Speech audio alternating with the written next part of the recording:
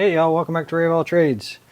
It's springtime, which means that all the benches are getting full really quick. So we've been relegated to the small bench. Anyhow, Stihl FS91R. I think the exact quote from the owner was, me and Stihls don't get along. For whatever that's worth. This thing here has had some use though. I mean, you can tell that it's had some time on it. Complaint is it doesn't run. So let's just go through some basics. I already see primer bulb is got a hole in it. So that's obviously going to keep it from running. What's the fuel look like? Fuel is actually a pretty blue color and it's got a pretty strong gas smell to it. It doesn't smell old. Let's see, that's a choke position. That's half choke and that's wide open. So the stop is a momentary push button on this one. So if it was going to fire, it would fire right now. Like I said, I've got it in the choke position and the run position.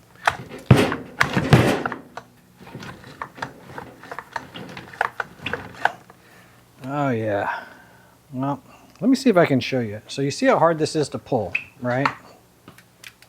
Look what happens to the head when I pull the rope. So I know we're dealing with a carburetor issue and we're also dealing with a clutch issue. For whatever reason, the clutch is engaged. So let's get the cover off of here. Let's get the covers off of here and start tearing into it and see what's going on. The clutch, it could be rusted up from lack of use. It could be the springs on the clutch have let loose, but there's some reason why it's engaging that all the time. That's also going to keep it from starting as well because it can't really have a load on it to fire up.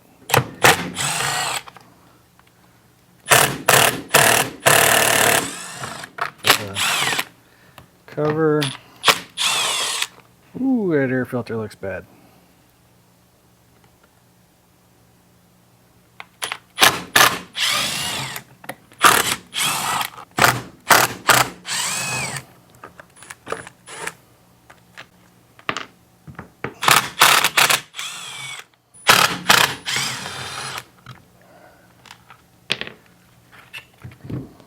I don't know. He said that him and Stihls don't get along, but this thing looks like it had some good use on it.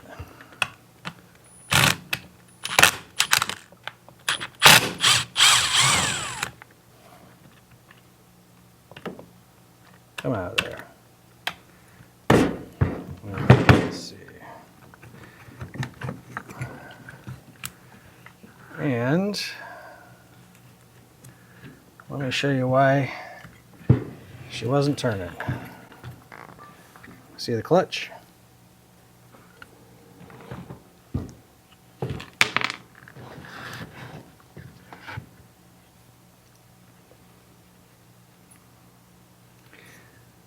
Oh, that clutch is rough shape. Clutch drum pretty rusted up. Let's see.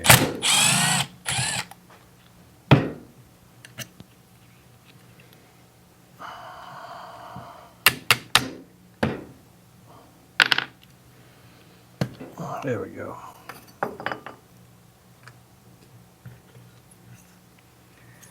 Let's see.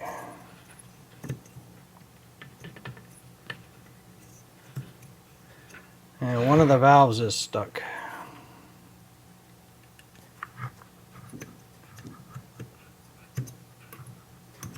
So the exhaust valve is stuck open.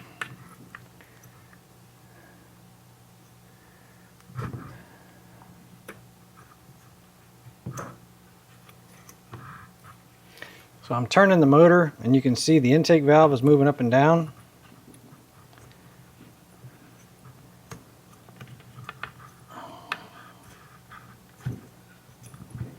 But the exhaust valve never moves.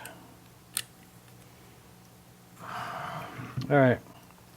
We'll find out from the customer if they want to tear this whole thing down because it's going to take a rebuild to get it back together.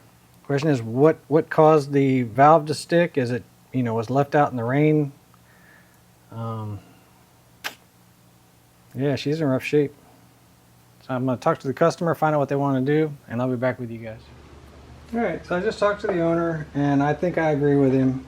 It's going to cost too much to get this one back running again.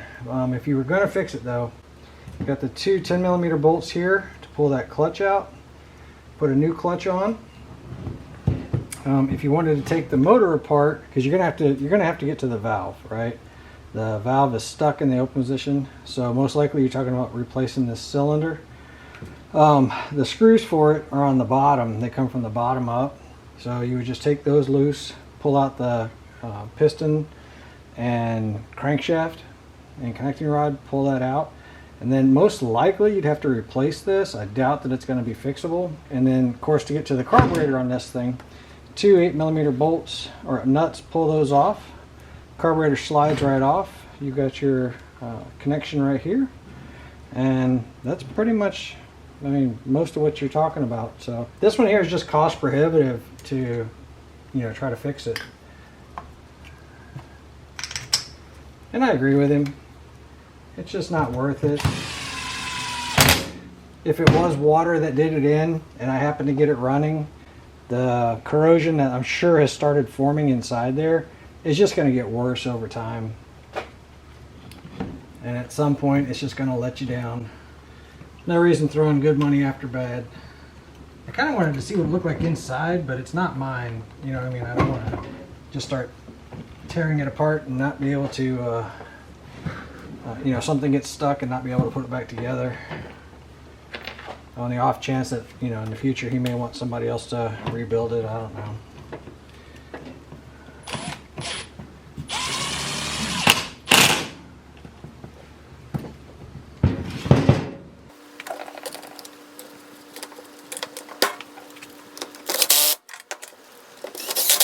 Probably be a really good candidate for one of those Chinese, rebuild kits. All in, maybe $100, something like that for parts. And then don't forget about the labor part of it.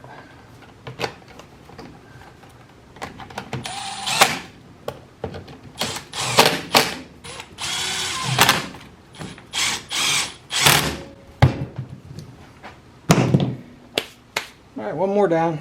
Unfortunately, this one's a thumbs down. Anyway, hope y'all got something out of the video. Anything. Maybe just watching how it came apart. If you got a problem similar to that, at least you know kind of what to do. Hope y'all got something out of the video. Really appreciate you hanging out. I'll catch you on the next one.